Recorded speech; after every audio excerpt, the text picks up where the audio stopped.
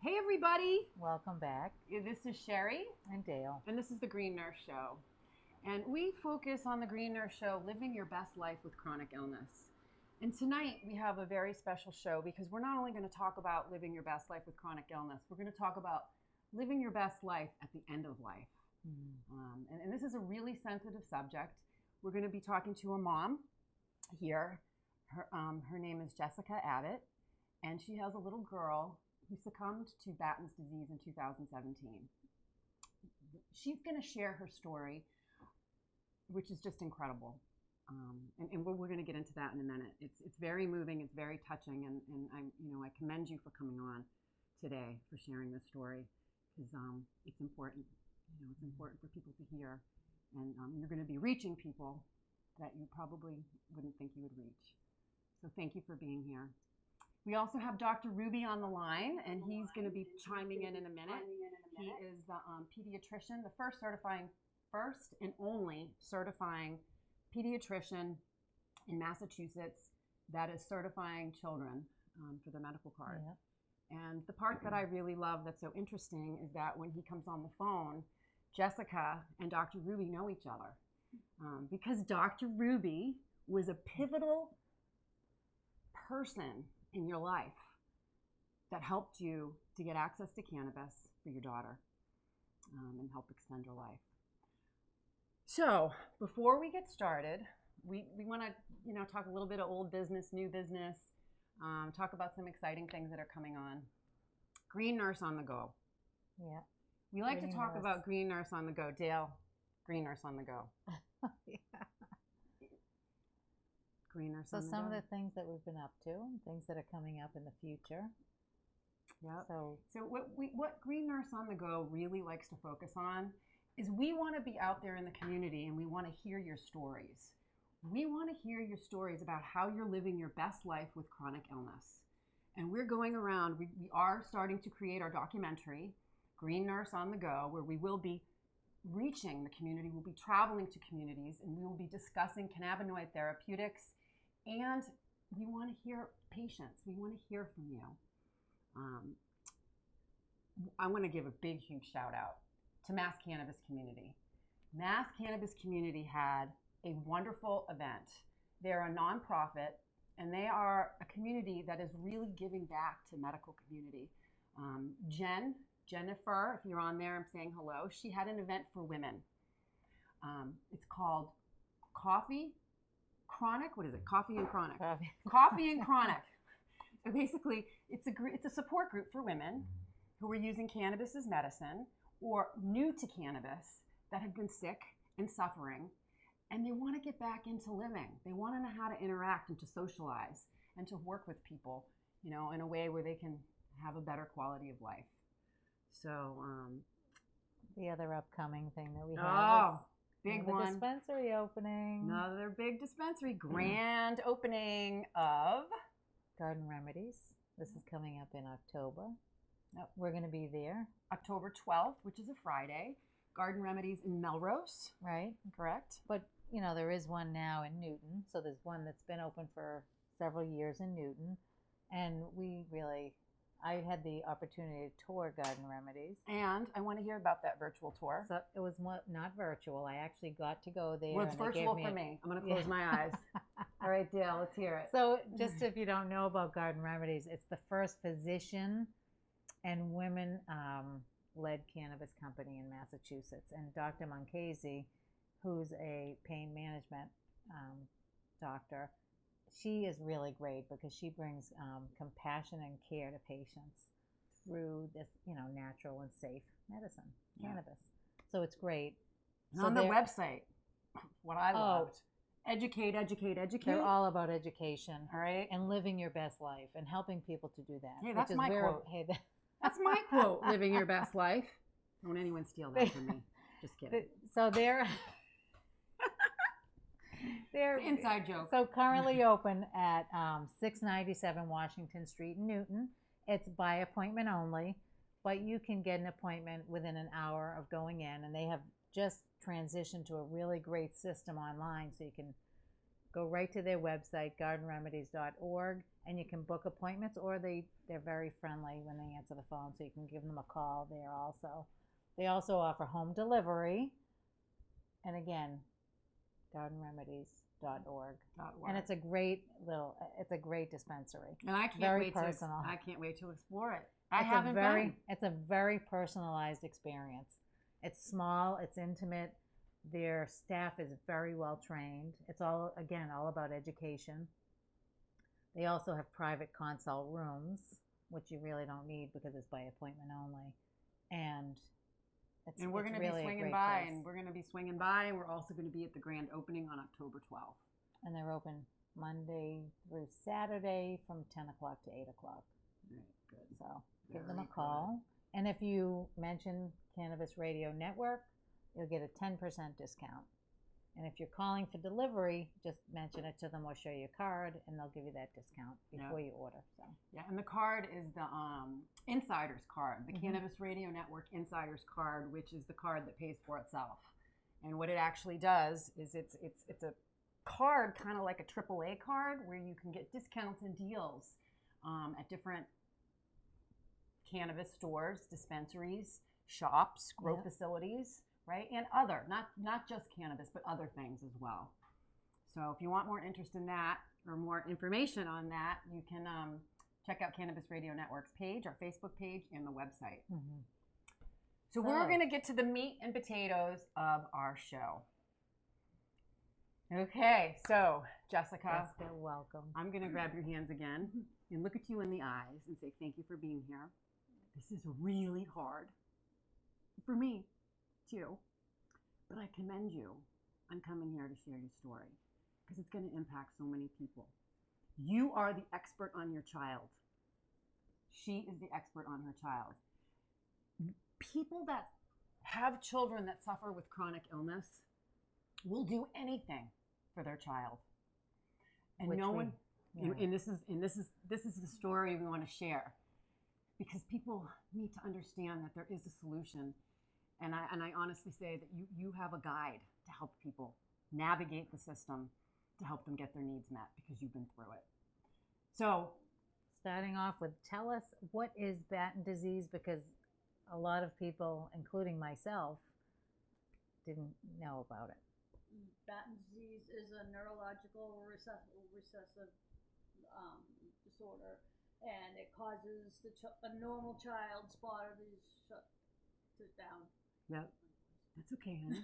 You're perfect. Voice is we can sing it. Basically, Nora had a problem where she couldn't see, and she kept saying, "I can't see, mommy, I can't see." And I'd bring her to the doctor, and the doctor would give her the eye test, and they said she was fine. And he's like, "I moved my finger, and there's nothing wrong with her vision." So it went on for like a year where she couldn't see, and she wound up having a seizure.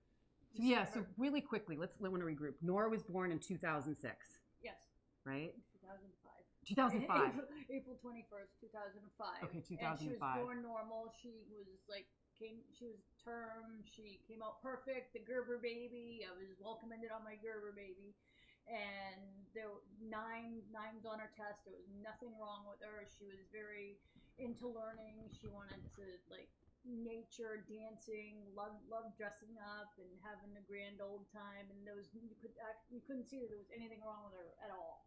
3.5 years old. What happens on Christmas Eve? She wound up having a seizure and fell over backwards, and we brought her to the emergency room.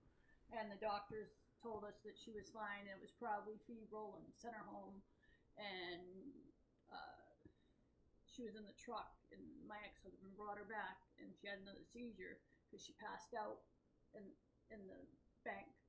And then by the time he brought her back to the hospital, it was in 10 minutes. She had a 5-minute generalized full-body seizure, and then they gave her diazepam, and then they busted her to UMass. And then they didn't know what was wrong with her, and we spent the whole entire Christmas weekend at the hospital, and they sent her home. It was like a one-time deal. They gave her basic seizure medications, basic benzos, and she kept having drug interactions with the medications, and we started her off on low dose of Topamax to get the small seizures under control. So, But they still didn't have a diagnosis, correct? no, it went for 6 months with uncontrolled seizures, and we wound up having to do a genetic profile through the hospital, and we had to go through Mass General and get a genetic profile done on the family to see who was the carrier and who doesn't have it. And like Nora had Battens disease because it was 60% chance of like having a carrier. You're either a carrier or you have it or you don't have it at all. So Lacey doesn't have it at all, and it's not in her genetic marker, but I'm a carrier. My ex-husband was the carrier at the time, but nobody knows because it shows up after the fact. It shows up after the fact, after after like you have the child, and then Right. you look back and try to figure out. Right, and then they go back and they do a full genetic profile on you to find out what exactly is wrong with your child, and that's when she came back with Battens disease. But we didn't get a full diagnosis until we checked her eyes, and it came back as half moons with retina damage. That's how it's a distinct marker to find out if it's Battens disease for CLN1 and CLN2. Right, and your daughter has CLN2. Right. Can you tell us what that means? It's basically a sugar enzyme. She missed a sugar enzyme, and it built up toxins in her body, and the body couldn't get rid of the toxins, which causes the eye damage, which causes the seizures. Usually they get the seizures first before they get the eye damage, so Nora was the opposite. So she wound up getting the eye damage first, and then she got her seizures. Right. So here's another question. You get the diagnosis of 2006 that your daughter has Battens disease. And what did they tell you? They told me that they didn't know how long she was going to live, that she was probably going to die at age 6. And she was 4. And she was 4 at the time, and they didn't know what to tell me. They gave me the basic specialist to go talk to, and basically the BDSRA, which is a nonprofit foundation that is by the Battens parents to help everybody else out because it's getting very big. Right. There's 20 variants and there's combinations, and they've got 9 that they've found, and they have 2 adult versions. And then it's complicated. Right, and the combination Battens disease, the insurance companies won't treat them, and the undiagnosed, they won't get treatment because the insurance company's not going to treat something that they don't know what it is. That started your movement. So right? You've been quite an advocate for Battens disease. Right. Well, we started off as a real small group. I remember there was about 110 of us online, and everybody gets very hurt with the diagnosis because you're kind of stuck wandering, and there wasn't much research back 10 years ago. Yeah. And now it's gotten to a much bigger community. Yeah. And it's always misdiagnosed unless you have like a panel done because it looks like other diseases or it looks like mental disorders. Well, what type of symptoms did she have? So how Nora, what you had said when we had talked earlier, her symptoms progressed. Yeah, Nora. But you were able to work with her, rehabbing her. Right. She started having her seizures, and I was told that she wasn't having brain damage done to her, but she couldn't remember her alphabet. She couldn't know her colors, and I had to go back and I had to reteach her everything because when you do have a seizure, it does cause some sort of brain damage, even though it doesn't show up right away. But if you have enough of them, it gradually causes problems with your system. Right. So that's what eventually happened with her disease because she had so many seizures, even though she was on benzodiazepines, that. So refractory. So she's on all these medications, and she was still breaking through with seizures. Yes. Right. Bottom line. So what effect did that have on the family? Because you have other children. Right. Well, we basically learned not to trigger Nora. Like everybody knew, like loud noises would trigger her, and we had everybody gets vaccinated with the flu shots. If you're sick, don't come around. And basically, like we taught everybody, I taught the littler kids that Nora was just sick, because you don't discuss death with children, and you don't discuss death with the child that has it, because I was told it would scare them, and it causes a lot of damage to the child's will to live. So I had a rule where there's no negativity. You don't say the D word around her. You know, because we're living. What are we doing? We want her to live her best life, right? While she could have. Right. So Mommy always promised her that Mommy was going to fix it, and I was going to make it better, and Mommy would do whatever it took to see what I could do, because I originally thought that if you fought hard enough, you could find a cure, but there wasn't a cure till after she died. So it's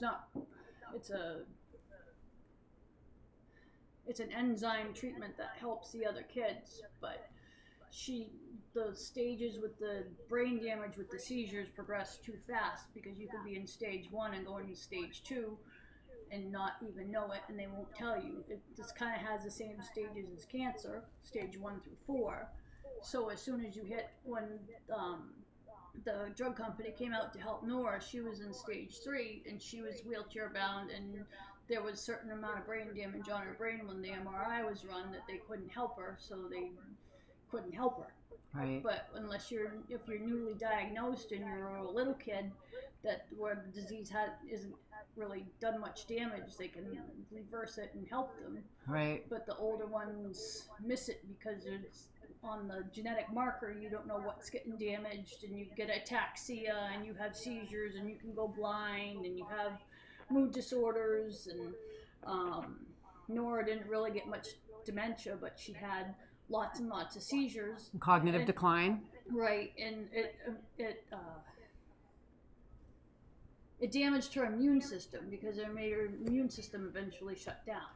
Right. Because it was a regressive, so you lose everything. When you lose your abilities, you also lose your ability to fight colds off, fight and infection. The flu. So something really simple for anybody else that could get over it in 2 days, it would be 3 weeks for her. Right. So what was the medication? The medications that they had her on? She was on Keppra and Topamax and clorazepate and clonazepam, and she was on Diastat for emergency medicine, and she was also on medications to keep the phlegm broken up, and she was on environmental medications for allergies, and she had reflux, and when her ability to swallow went, then we had to get her a G-tube, which increases the rate of aspiration, so you have to be at a certain angle, and you have to 45-degree angle to make sure that they don't aspirate, and make sure that they don't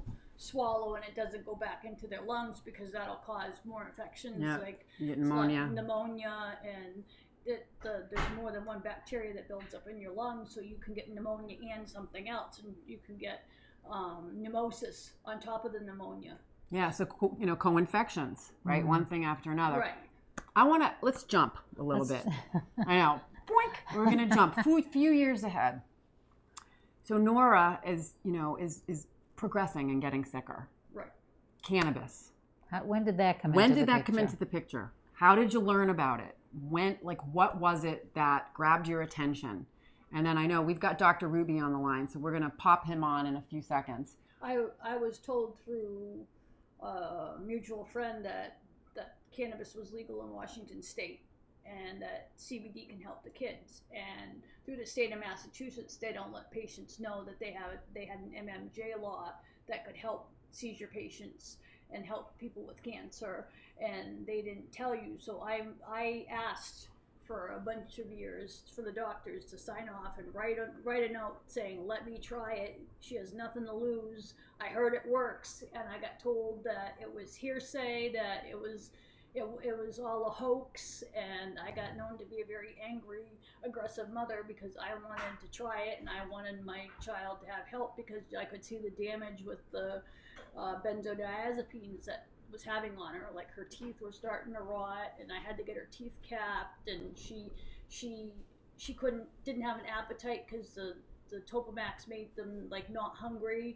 Yeah. So she didn't have much of an appetite, no matter how much food you pumped into her. She wasn't digesting. She didn't want to eat it. She wasn't digesting it properly. Right. So breaking it down or absorbing it. So I went around asking the doctors for help, and I got told. I even got told by one of the bigger hospitals out in Ohio that it was just good luck. I mean, they weren't against it, but they weren't for it.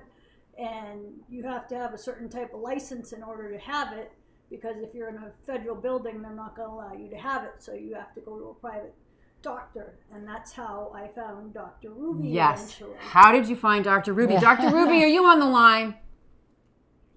Oh, God, wonderful, Hi, Dr. wonderful. Ruby. So Jessica, find Dr. you find Dr. Ruby. Your phone died? Your phone died? That's right. Her phone died. So, basically, you met Dr. Ruby. We're going to come back to your story, because what I really want to do is I want you to talk about what Nora looked like before you started cannabis, and what happened when you started using it, and how it improved the quality of her life and extended her life. But for now, I want Dr. Ruby. Dr. Ruby, hi, it's Sherry and Dale. It's Sherry and Dale. Hi, good to be here. Good to hear your voice, Good Jessica. to have you here. Yes. Dr. Ruby says it's good to hear your voice. Hi, Dr. Ruby. Yeah, she her ability to hear was it conked out. So we'll repeat. We had a conversation last night, Sherry and I, with Dr. Ruby. So, Dr. Ruby, could you tell us what are some of the diseases and disorders you're seeing in your practice now? Well, I started out treating only seizures because that's what the American Academy of Pediatrics felt I could make the most difference with. But since I started with the seizures, and it has been published that the CBD oils are working in seizures. Since that time, I've also now been treating autism and ADHD, Crohn's disease, pain, and there are if you look at all of the different qualifying diseases through the 29 states and the District of Columbia that are out there. They're from anxiety, depression, cancer, rheumatoid arthritis, PTSD, insomnia, certainly seizures. I'm reading down a list that I give to the patients so that they know that this is something that is out there, and medicinal marijuana is available for them. The elders, Parkinson's, and even Alzheimer's. Lots of research in Israel going on there. Yeah. But basically, I would want, again, to increase the activities of daily living and help with the quality of life. In Nora's case, by cutting down on the number of seizures, that helped her live longer. Right. With Battens disease, it is neurodegenerative because of the buildup of toxic chemicals within her body. And at the time that I met her, I did a lot of research, and that was in August of 2015. She lived until February of 17, and I would have to say, if you ever want to find a mother who would try to do everything she could for her daughter, Jessica was the person. And I just want to repeat that to her so she can hear that. Dr. Ruby basically just stated that you are a mother that demonstrated what it means to do anything for your child, right? And so I wanted you to hear that. Yeah, thank you, Dr. Ruby. You're welcome. I kind of want to talk about the trajectory of your life, because I think it's really important, because as a pediatric physician, in pediatrics, there's a whole thing about cannabis and should you use it, should you not use it, you know, the brain development, you know, so much information and misinformation.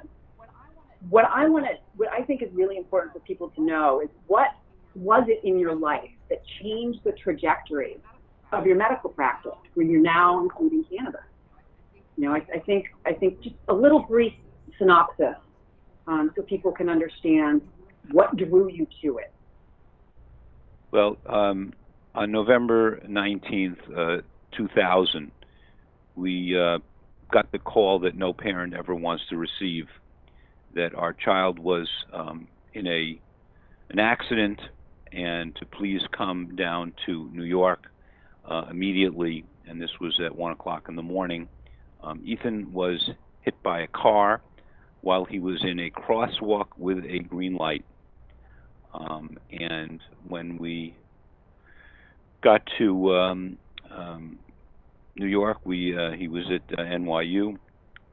We found out that he was paralyzed, and he had what's called a T6 complete spinal cord injury. And all of the different problems that are associated with it in terms of bladder and bowel control and movement and feeling. And basically, he had no sensation from the chest down. That really wasn't totally the problem. The problem was central neuropathic pain. And people who have a spinal cord injury, it's well known that they will get that. It's like the person who has an amputation and their body is saying there's feedback from the missing limb. Ethan's pain was significant, and very well-meaning doctors tried opiates on him, and they really did not work. As a matter of fact, the side effects of these medications put him in a suicidal state. He spent 9 months trying to rehab, and finally did come back to Massachusetts, where we were taking care of him. And just by chance, he was with a friend of his who had Crohn's disease and was taking medicinal marijuana illegally to help his Crohn's disease, and it was working. And Ethan said, you know, Dad, I've been smoking this, and I'm cutting down on all of these opioids, and my pain is going down from an 8/10 to about a 2 or 3/10. And I said, well... That's compelling. That's compelling. And I said, I've never heard of those things, and if you're going to smoke marijuana, you're going to get arrested. They're going to put you in jail. Massachusetts jails are not wheelchair friendly, and you're going to make me look very bad. Because as a pediatrician, we don't do these things. And I said, if you're going to do it, you're going to have to move to California or Colorado, because we can't have this happen. Well, 3 months later, he moved to Colorado. My wife almost killed me. And over 3 years... Kick him out now. Right. Over 3 years in Colorado, he learned how to take care of himself. And he used mostly CBD. And after 3 years, he did move back to Connecticut. He was the first licensed grow facility called Theraplant in Connecticut. He drives a nicer car than I do, and he has a nicer house than I have. And he has 2 kids and a wife, and CBD has not destroyed his brain and has made him... He's living his best life. He is living a very good life, and he is the motivation for me to say what is in marijuana. So I've now been studying this for 15 years or so, and when Massachusetts then became very active in the Mass Medical Society for supporting education and research in medicinal marijuana. It is not mainstream by any means. I was very much voted down at the society, And I said, look, we need to teach our population what's going on here, and the only way that's going to happen is if we educate ourselves and our government that this is not a as dangerous as alcohol, as dangerous as cigarettes, or as dangerous as guns. And we found out that when we had the referendum, it passed 63% to 37%. So that I said, not that I told you so, but we need to, instead of making a full court press against it, try to embrace it. Because you can't just say to the patient, I don't know anything about it. That's not what a doctor does. Doctors' education is lifelong. So when it came to it becoming medicinal, again, I stated we need to have more research, we need to have more education, and they were still against it. And I said, you know, you really need to listen to your patients. Your patients are going to be using it, and you don't know anything about it. Well, I said in a nicer way.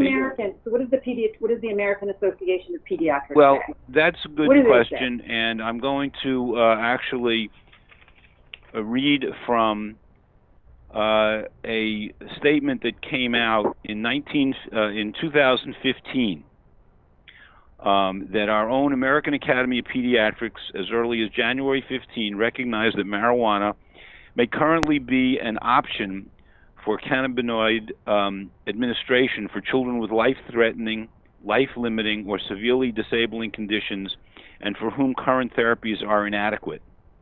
The AAP strongly supports research and development of pharmaceutical cannabinoids and supports a review of policies promoting research on the medical use of the compounds. The AAP recommends changing marijuana from a DEA Schedule 1 to a Schedule 2 drug to facilitate research. So that the American Academy of Pediatrics has been in support of this of cannabis being looked at. Unfortunately, almost all of the articles. Pardon me? Why aren't more pediatricians doing it? Yeah, you know, here we have the American Academy of Pediatrics that are in support of this, and they have been. But why are you the only one? Well, because there is a scare issue. There is a, as you said, misinformation issue. They're told they're going to lose their licenses, which is totally untrue, because they're using now in Massachusetts something that is legal, something that they're writing a certification for. They're not writing a prescription. They're just saying that the person may obtain medication. So they fit the qualification. So in other words, the physicians look at the child, look at the medical diagnoses, look at the symptoms, look at the lifestyle, look at everything, and what their job is to determine, based on that, whether the child qualifies to get a medical cannabis card so they can start taking the medicine. Is that correct? That is correct, and we talk about this, and I educate the parents, and we talk about benefits versus risks.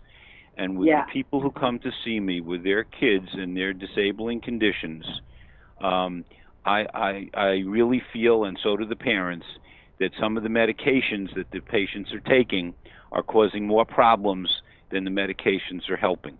And at that point, they have decided we'll try something else. And the fact of the matter is, CBD does not make them high. CBD is extremely helpful. CBD, none of these articles are coming out with what is THC and what is CBD. If you ask a politician, all they think about is stoners. They don't know that there is a part of it. So when you say, why are pediatricians not getting involved? Well, you know, with Nora, you heard how complicated she is. She is a major medical center patient. She sees neurology, she sees orthopedics, she sees endocrine. A whole team of providers. She sees everybody, and these patients take minimal an hour of my time, and I see them at the end of the day after seeing my regular general practice. And to me, if I can help At this point, I do. And although I'm exhausted by the end of my day, every time I see a patient who is asking for a certification, it's renewing to me. And it's the reason I became a doctor, to help people. So I really You're feel relieving suffering and improving quality of life. exactly. Right? And you know, you asked me last night about we talk about all of the misinformation in the articles, and there is significant misinformation, and it kind of depends on what you read. But the latest one I have here is from JAMA Psychiatry, that came out in April 18th, 2018. And the link between cannabis use and cognitive deficits may diminish with abstinence. In other words, even if somebody, and it is dose related, and that's why I'm not prescribing anything. We always start low, we go slow. We start with milligrams, drops. It's dangerous to do too much too fast, and that is true for almost any medication. Well, the goal of any medication is to take the least amount for the highest medicinal benefit, you know, minimizing risks and side effects. Are you reading from my principles of treatment? Because that is one of the principles of treatment. Yeah. Okay. Have you found, like, the conditions treated with CBD versus THC, which one is more effective for which condition? Well, that's a very good question, because that is what the research would show us. Perhaps in the book that I recommend that everybody get, because Bonnie Goldstein, that's B-O-N-N-I, Goldstein, G-O-L-D-S-T-E-I-N. Bonnie Goldstein is a pediatrician in California who's been doing this for 20 years. I have listened to her talk. I've listened to her webinars. I've met her personally, and I've talked to her on the phone, and I've consulted with her on email on difficult patients. She wrote a book called Cannabis Revealed, C-A-N-N-A-B-I-S, Revealed, R-E-V-E-A-L-E-D. And I will tell you, I've now read it twice, and I have underlinings of the whole book, and it will talk about, you asked the question whether it's CBD or THC. We always start with more CBD than THC. If you can get a better effect with a CBD, and I'm talking medicinal cannabinoid.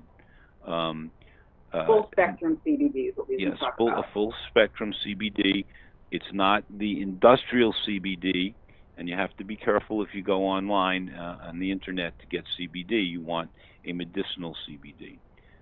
It's cannabidiol. Okay. So cannabidiol is what you're looking for, and that's in Charlotte's Web, and that's in palmetto oil, and that's in Simpson's oil. And if you find that your CBD is working, great. If you find it is not working, then you add small amounts of THC. For my kids who have insomnia, I am saying use your CBD during the daytime and use something with a little more THC at night to help them sleep. It also takes the edge off them for sleeping and for the next day. So the problem is it's very expensive, and insurance doesn't pay for anything.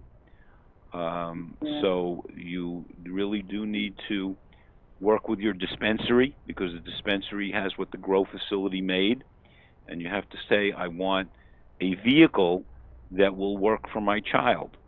And on the kids who have G-tubes, we put it in the G-tube and we flush it with olive oil. If they can put it under their tongue, they get a much better absorption. It doesn't last as long, but you get a good effect. If they swallow it, they still will get a good effect, and it will last a little bit longer. My teenagers who come in smoking, I say that's the last time you ought to be smoking. You should be vaping. You really don't want to irritate your lungs, and you don't want any carcinogens. And when you vape, you do conduction or convection, hot air across your concentrate, and in 2 or 3 puffs and inhalations, you get your desired effect, because these kids are taking it for anxiety and panic attacks or migraines. So the answer to the question of is it a CBD preparation or a THC preparation, it is critical when you buy your material that your dispensary tells you what the proportion is or what the percentage is of CBD to THC. It is also critical that you know the milligrams that you're doing. And there is a problem sometimes on the bottles where you actually don't know what you're giving. And that's a big problem. We work with families. We honestly, when we're working with families, we make sure we know. We want to look at the labels of the bottle. We want to know everything. And basically for dosing specifically, because titration is patient specific. And that's the only way, you know, if the bottle says, oh, you should take 2-3 drops. No, I want to know how many milligrams are in each drop. Right, exactly. I just have to ask. I've got one question I got to get out there. So it has to do with cannabis as a neuroprotectant. And this has to do with children that have brain malformations who are asymptomatic, that have the potential to have a seizure, that actually haven't seized yet, but they're waiting for it. You know, they're not sure when it's going to happen. So what are your thoughts on cannabis used as a neuroprotectant with a child that's currently asymptomatic but does have a documented brain malformation? So there is literature on cannabis being neuroprotective, and it is documented. It's not double-blind crossover studies. It's actually almost all anecdotal. I would have to read up on the particular brain malformation, and I would need to know the course of what happens over time. My statement was, first, if you're worried about a seizure, you get an EEG and you see what's going on right now. And if there is seizure activity, you are allowed to treat seizure activity even though there might not be obvious seizures physically. You know, we practice preventative medicine. People don't have polio, yet we give the polio shots. People don't have measles, mumps, and rubella, but we give measles, mumps, and rubella shots. So there you go. I would say, there's my point right there. If you want to prevent something, you are allowed to prevent. Now, at the level of writing this out for certification would be the problem, because that is the question. They allow you to fill in the box of other. In other words, do you have AIDS? Do you have cancer? Do you have Crohn's disease? Do you have glaucoma? Do you have hepatitis C? Do you have multiple sclerosis? Do you have Parkinson's disease? Those are the indications, but there are also 2 boxes for other. And on the other are these then, and there are now 22 different categories under different disease states. This is so that they can do their data. I would have to decide on what disease state I am treating. There is something called congenital malformation, deformations, and chromosomal abnormalities, and I think that that is a possibility because this is a congenital malformation, so it goes under Q00 to Q99, and I would have to find out what the symptoms are. I would write down what I think is the potential here, and I would write down benefits are greater than risks. And I would also point out that I reread all of the regulations after you asked me last night. 105 CMR, Department of Public Health, implementation of an act for the humanitarian medical use of marijuana. It is 52 pages long. And then I went back to the certification for medicinal medical use of marijuana program certification form for patients under the age of 18. That is 27 pages long. And I mentioned to you the Constitution of the United States is 8 pages long. So let's find out what the priorities are here. Do you really want... They do not make it easy. Right. So I would do everything I could to listen to the patient. And I would write down, I would be very careful how I write it, because I do not want the mother or father to go through all of this bureaucratic hassle of seeing 2 different doctors, filling out all these paperwork, spending a couple $100 to see 2 different doctors, and then $50 to send in the form, and then have it get rejected. I have not had one rejected yet, because all of these kids that I see are significantly disabled and their symptoms are obvious. If there are no symptoms and I'm only dealing with something that is a what if, I would have to make sure that the mother understood that there was a possibility that they would not grant this. It couldn't be accepted. That's good. You disclose everything right up front when you're working with parents. Absolutely. And so, go ahead. You mentioned that, no double-blind studies, everything's anecdotal at this point. So what advice would you give parents who aren't quite sure whether cannabis is right for their child? Well, benefits have to be greater than risks. Mm-hmm. And if they have tried a number of different modalities and they have not worked and they're not happy with the activities of daily living and the quality of life, then you try something else. Cannabis is not destroying people. Cannabis, when used medically correctly, when supervised, when the parents understand the principles of use, where you start low, you go slow, you use the minimal amount, you need to understand the endocannabinoid system, and need to know that you're trying to create a homeostasis cell by cell within the body. The doctors out there right now, they're afraid legally, they're uneducated academically.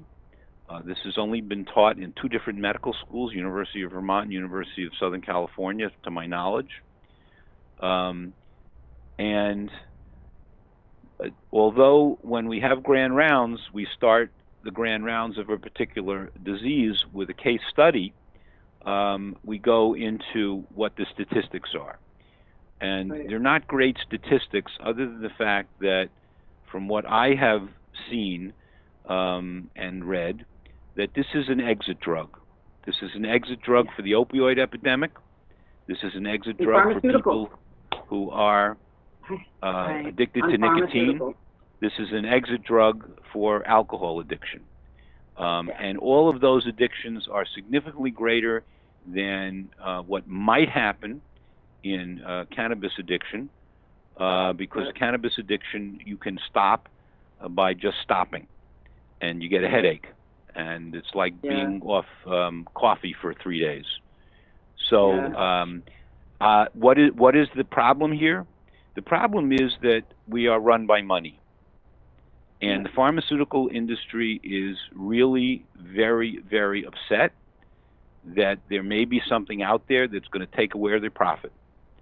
And the alcohol industry is the same thing, and the tobacco industry the same thing. So I have a problem with there is no transparency in our government, and quite frankly, all the studies were done. The cannabis has been out there, everybody knows, for 5,000 years. Queen Victoria used it for menstrual cramps. I mean, really. It was legal in the United States until 1939. William Randolph Hearst had his movie about reefer madness, which said if you allow your, if you're not careful, your white daughter is going to be raped by a black man. Now, right now, if they came out with that, whoa, I think William Randolph Hearst would be out of business. So, and plus the fact it's all not true. But in 1942, Fiorello LaGuardia did a survey in New York City and found out that it's a public health problem. It is not a problem of an addictive medication or a drug. In 1972, President Nixon did the same thing and did it through a government agency. The government agency said the same thing. The problem is not within cannabis. The problem is about public health. And our public health problem basically is alcohol, cigarettes, and guns. They kill significantly more people. I know. Right. So I want to get back to Jessica for a quick second because we're running out of time. But what we are going to do is before we wrap up, we're gonna go on a little break. After we're gonna come back because they gave me permission. They said if you want to extend the show, if you have more stuff you want to talk about, we can take a quick break and we can come back. So that's what we'll do. But for now, I want to kind of wrap up just a little bit and talk about your daughter. Really, like, we were talking about before she started cannabis, when she started cannabis. What was the difference? Before she started, she had 100 seizures a day, was crying 24/7. She couldn't sleep. She'd hold my hand and she'd shake and shake and shake. When I gave her the whole cannabis tincture, within 4 days, her seizures started to slow down and she slept for a month. And then when I got the correct dosing for the tincture, when I went to school for it, they were able to help me with a grower. New England Grassroots? New England Grassroots. And what were you using? I was using it was a whole plant cannabis, but the tincture wasn't strong enough, and they got me a grower that gave me a double strength cannabis tincture with extra THC because her seizures were so strong. But she gradually stopped seizing. She went from 100 seizures a day to 10 or less. She was able to take her MCAS test for handicapped kids that they're supposed to be able to take. She could answer yes/no questions with squeezing your hand or looking up for yes, down for no. She was able to digest food. She didn't cry anymore. She was happy and cranky when she didn't have it. but we went from 2 to 3 drops a day, 3 times a day, and then if we needed emergency doses, she didn't look all drugged up and medicated because I started cutting the doses of the benzodiazepines. Yeah. So when you titrate, you increase the cannabis and you do a slow wean on each benzo to not cause more brain damage because you cause seizures when you're weaning down, even though that you have cannabis in your system, because it does coat the brain, but it doesn't do. The benzodiazepines they have them on are so strong that when you're weaning them off with the cannabis, it still causes seizures. So you have to do a careful, slow wean. And you have to titrate. And you have to titrate. Drops. You need to increase if she needs it. Right. So basically, her improvement of life improved 100%. And then. Well, she was. I heard what you were telling us. She was a little prankster. Oh, she was a little. So tell us about that. When I finally got her seizures under control, she didn't want to go to school. So, believe it or not, handicapped kids can fake seizures. So she used to love to get her nurses going, and the poor woman, they'd call me from school saying, Nora's having a seizure. She's having a seizure. You need to come get her. So I get in the car and I race to go get Nora. And I get her out. I give her a medicine, get her out of school, and she sits in the back seat of the car. I got her in her 4-point harness, and she's smiling away. Oh my and God. I was telling the nurse that she likes to do that, and she goes, "That's not funny." And then there was one time that she was in the standard and she didn't want to do it, and they said that she did it code blue. So we wound up having to go to the emergency room. So Nora's laying there, she's pretending like she can't, not incoherent, doesn't know what's going on, unconscious. I get to the hospital and all of the nurses are like, oh my God, this is wrong. And she's having seizures, and her seizures were like minimal. Like it was like this. It was like, couldn't even count as a seizure. So I went over to the hospital bed and I said, Nora, Mommy's here. And she opened her eyes and she was in trouble. And the nurse is like, I said, this is normal. This isn't even anything like a seizure. And they're like, well, your normal is somebody else's nightmare, because she used to.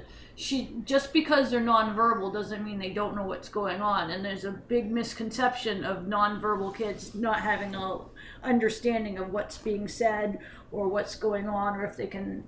So you have receptive language and right. expressive language. Right. So just because they're just sitting there and they're not being able to get trapped in their bodies and they can't express. So they do understand. That's why I was big on being very positive when you're around your child, even your child's sick or not. You always talk and say positive things, because they are living for you. Because it's like they see that how much you need them, and they fight harder for you. Yeah. Because she could see I was sad, and she could see I was having a hard time, so she would perk up to make me feel better, even though she was having a bad day. Yeah. So it was very difficult, because I would have to run around and tell people, she understands what you're saying, she understands, and they were like, but she can't answer back. How can she understand if she's regressing? And it's like, my kid is in there. Just because they don't, like, you learn to read body language and eye flickers. You know your child. There's right. It's like they talk to you with their energy. Right. So when you need, especially for the CBD oil or the tincture or the RSO, you need to be able to advocate for your child, but you have to have your facts. You cannot go into a doctor's office and not have black and white facts in order to back it up. You need proof. You need to have something legitimate for an argument. You just can't go in and argue. Right. So when you're going to try to get what you need to get, you need to be educated. Right. So that's. I'm big for education. I'm big for Googling it, and I'm big for going to the cannabis schools and to knowing. Well, you know what we're gonna do? Know your information. Know your information. What we're gonna do is we're gonna Dr. Ruby, please hang on. We're gonna come back. We're gonna take a little. We're gonna take a little break, and we're gonna come back on. But what I want to show right now is I want to end with a video. Just this segment, and it's honoring your daughter. Thank you very much. I'm gonna cry. Honoring your daughter and thanking you for coming on here, because I can't imagine what you went through, and you're so brave, and you're gonna make such an impact on people's lives. You've already impacted mine, and it just makes me want to reach out more to the pediatric community and to help people. Oh, I'm such a sap. But, it's from my heart, and we're just going to stop. We're going to stop right now, honor your daughter, and we're going to come right back. So this is for you. Every time I look into your lovely eyes, I see a love that money just can't buy. One look from you, I drift away. I pray that you are here to stay. Anything you want, you got it. Anything you need, you got it. Anything at all, you got it, baby. You got it.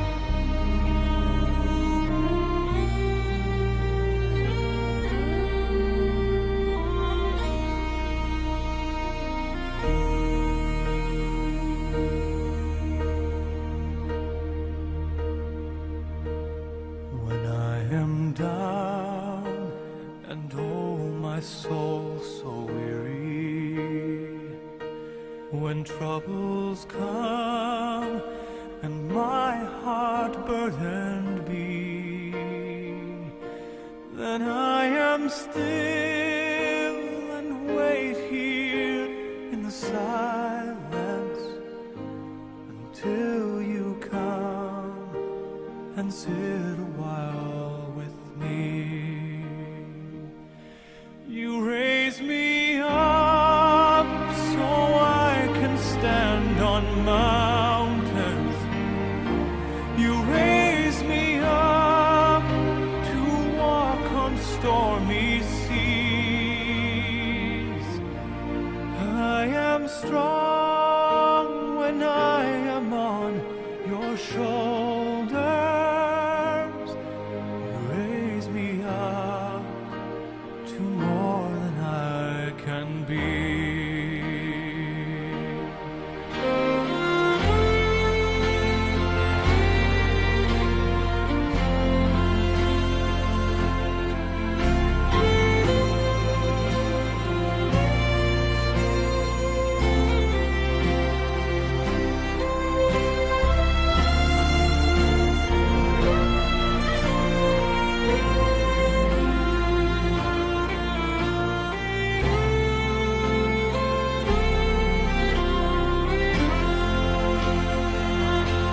You raise me up so I can stand on mountains. You raise me up to walk on stormy seas. I am strong when I am on your shoulders. You raise me up to more than I can be.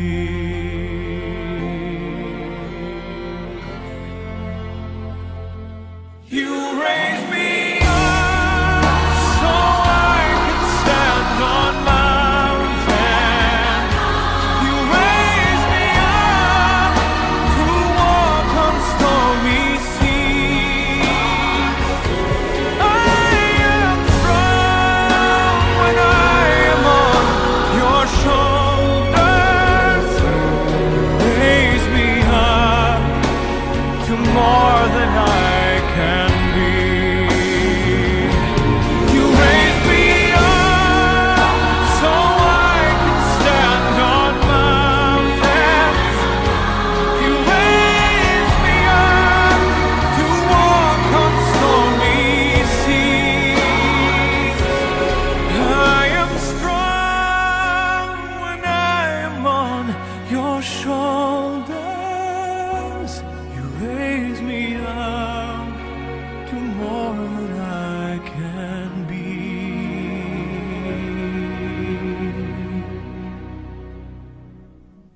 You raise me up to more than I can be.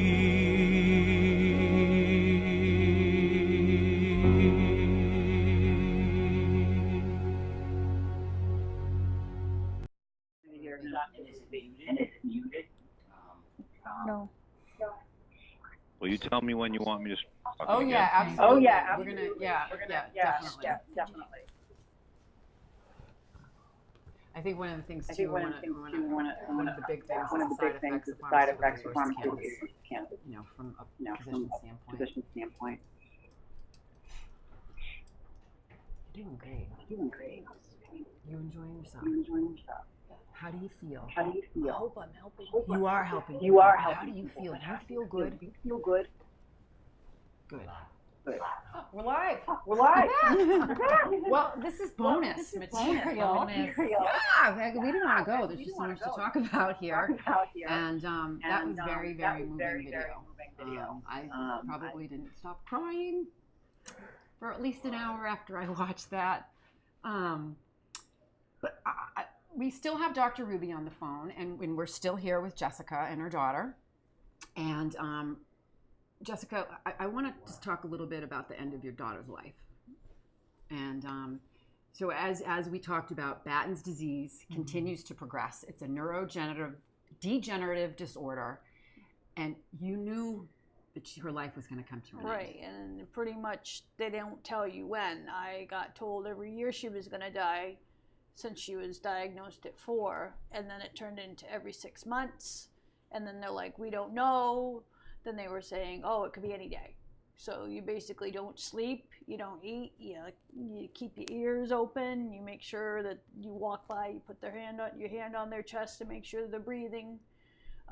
They make it very, very scary, because with Nora didn't have any symptoms before she was gonna die. Usually the girls that were helping me take care of her, they say that you get some sort of bodily cues when you're going to pass, and I didn't see any. She was sick beforehand. She had RSV, pneumonia, and a sinus infection. So what happened was she beat all 3 of them and her heart quit, and they couldn't bring her back, and they gave her 5 shots of adrenaline. But the thing was that nobody knew when she was gonna die. That was the thing, and they scare you. You get scared so bad on what you're gonna do, and then they want to talk to you about what you want to do for end of life care, and that's a super touchy subject, especially with me, because that's not the way I wanted to go.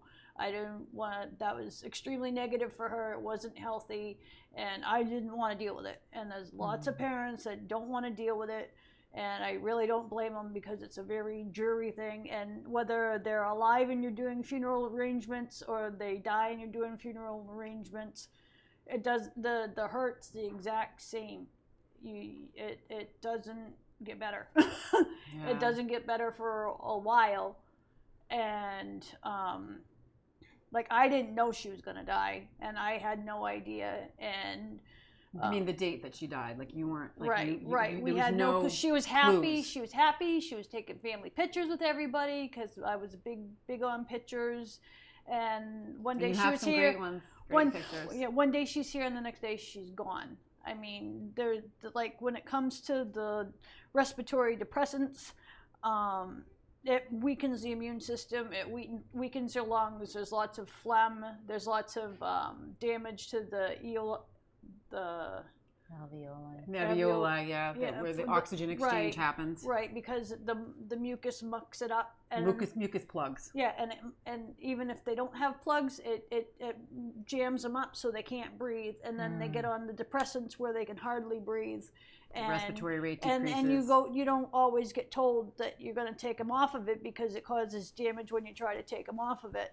So what we did was, even with her being on cannabis and cutting her back down to half on everything, she was put on phenobarb. And a lot of times they tell you that phenobarb is going to help you, and it doesn't, because there's a medical cocktail that, unless you actually do your studying your medications that you're giving your child, you don't know the damage that they're going to give it to them. Like, right. So talking about medication interactions. Right. Like, I encourage moms and parents to run medication interactions, because the doctors aren't going to tell you. They're swamped in patients. They don't have the time to, like, look up and research your disease. So it's the parent's responsibility to and they can do that online. Right. Yeah. It's your responsibility to make sure that your medications that you're giving to them aren't going to do harm. And then there's long-term effects that they don't tell you about either. And a lot of Nora's health problems came from being on medications. Yeah, and we're gonna talk to Dr. Ruby about that, having to do with, pharmaceuticals versus cannabis and side effects. So, I mean, hearing from a pediatrician on this, the side effects of pharmaceuticals versus the side effects of cannabis. As we know, we always talk about harm reduction, risk reduction, safety, right? So can you talk a little bit about that, Dr. Ruby? Absolutely. When? Now. We're ready. Okay. So I'll answer that question, but right before the break, I mentioned that there was a doctor at the University of Pennsylvania who was a palliative care specialist who was absolutely against medicinal marijuana. he studied it, he interviewed patients, and by the end of the book, he was absolutely convinced that it was something that needed to be in the physician armamentarium. And I think that that's really where doctors will take note, because here's somebody who had the energy and enthusiasm and inquisitive nature to figure out what's all this about. And I think that the first couple of chapters actually even talks about the pharmacology and the physiology. So you will learn something from that book on both a scientific and a anecdotal. Can you mention the name of that book again, please? And unfortunately, the name of the book is Stoned, Stoned. Oh no. But it should have been called Relief. But you're not going to sell a lot of books if you call it Relief. But you'll sell a lot more if you call it Stoned. But can I tell And you? People will pick it up out of curiosity. Yeah, both Stoned and Cannabis Revealed are sold on Amazon. And to me, and this is really what I tell the patients, because you are asking me, do you use a CBD, do you use a THC, do you use a one-to-one, what do you do? And if the patient, you really, because of the fact that the research has not been done, the researchers now become the patients. So I learn as much about cannabis from my studying and the webinars as I do when I listen to the patients, who not only use CBD and THC, but they're using CBDA and they're using THCA. And they're also talking about the different terpenoids, because you want the entourage effect. So getting back to your initial question about side effects, when you look at the PDR, the Physician's Desk Reference, it's a very thick book. And the first page of every drug are the indications and how do you use it, and dosages and how it comes. And the next 3 pages are all the side effects and all the complications. And really, people ought to be educated on that too, because it's called full disclosure. But if you really read thoroughly, I mean, I listen on TV and it says, oh, and by the way, this particular drug can kill you. You know, they really can. And the drugs need to have, many of the anti-epileptic drugs, certainly all the cancer drugs, you have to check the liver function, you have to check the kidney function, and you have to check the bone marrow function. And we're not even talking about Keppra rage or Onfi rage or Dilantin with the overgrowth of gums, and all the other things, all these side effects, or the fact that they cause respiratory depression if somebody takes too much of them. Now, in cannabis, I gave you a list of the indications from these 29 different states in the District of Columbia, and it's 1 page, and it shows you the indications for it. However, what are the complications from it? Well,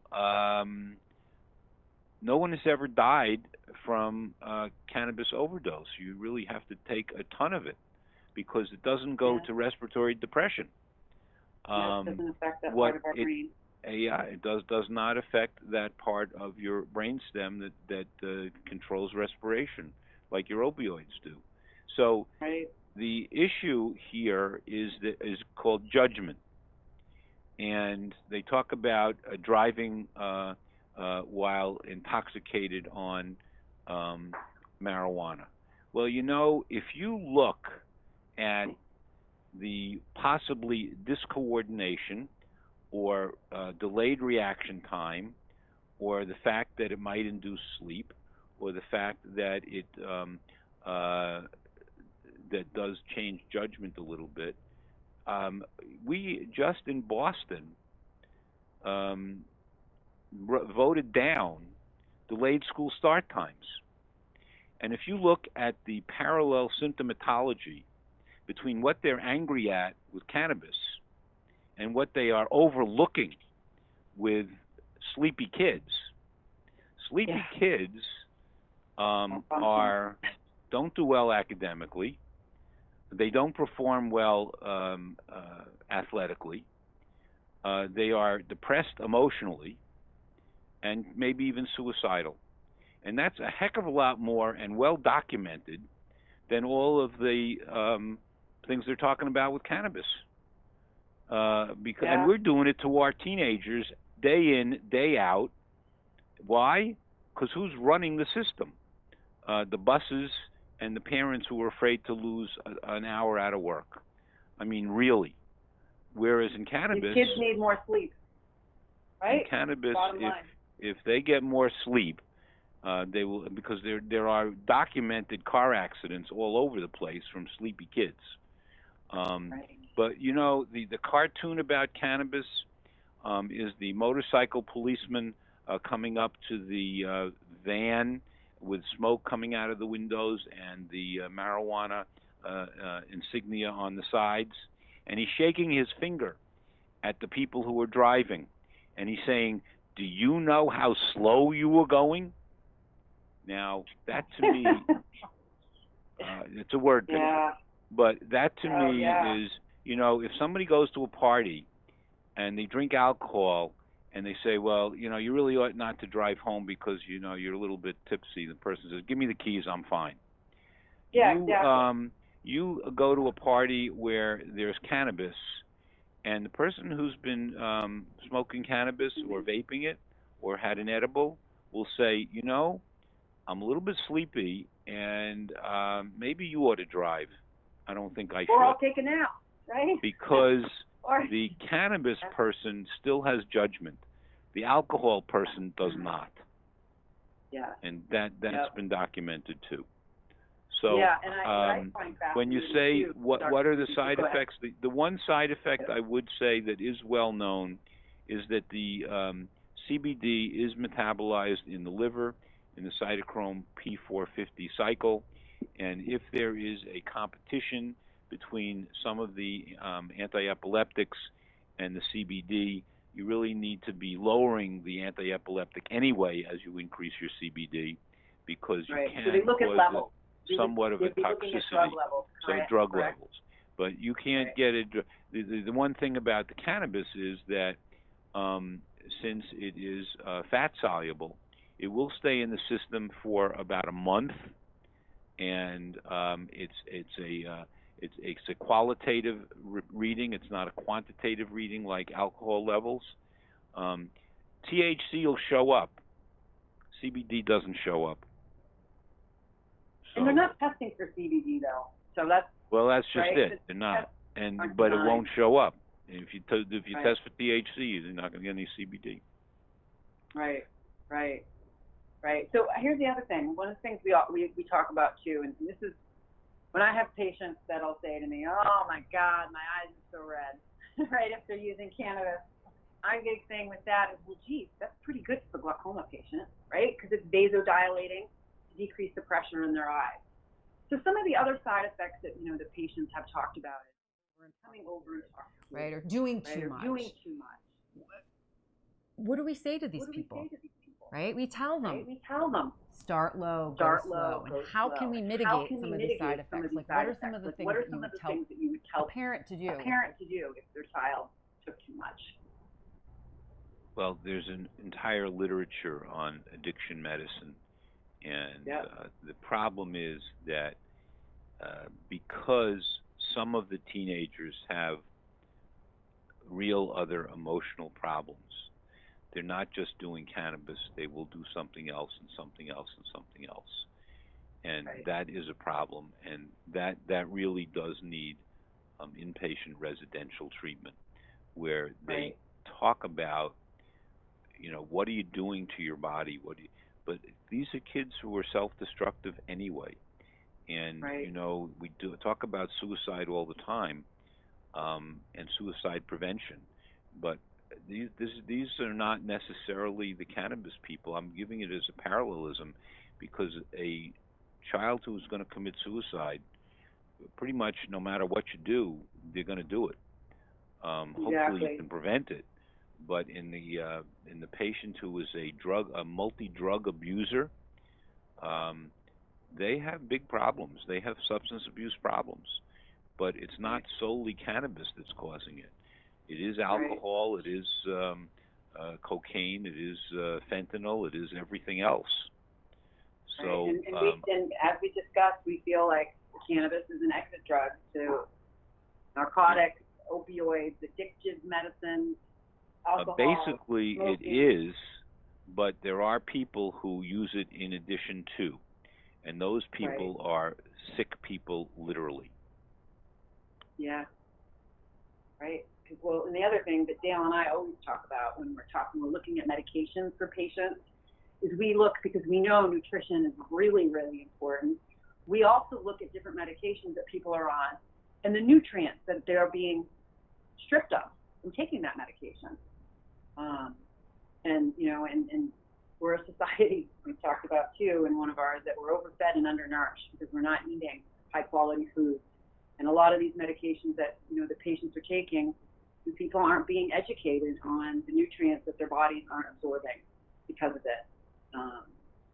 I know we got a little bit off tangent, but yeah, so. Well, cannabis is anti-inflammatory in the GI tract. We didn't talk about ulcerative colitis or Crohn's disease or irritable bowel, but my people who are on cannabis for GI problems, they're delighted, and they are so happy because now they get off all the other stuff, and they've got something that their pain goes away, their bowels are better.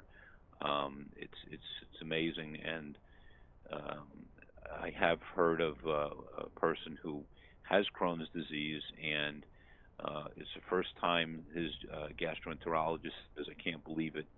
I did a colonoscopy, and you have absolutely no lesions. I've never seen that happen in my entire career." That's amazing. And amazing. the person is on cannabis.